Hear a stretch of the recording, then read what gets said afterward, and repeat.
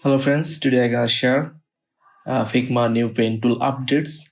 I already saw it and this is so amazing. So let's start. At first I just select paint tool and draw a line. Then this is an amazing function for the paint tool, variable height. Okay, so let's try it now. I just click here, variable height, and then if I want to mark up middle or any side, so I just drag from the middle point. Oh, this is amazing. Actually, this update is like so much from my personal point, and if I oh, this is cool. You can customize any shape from this tool.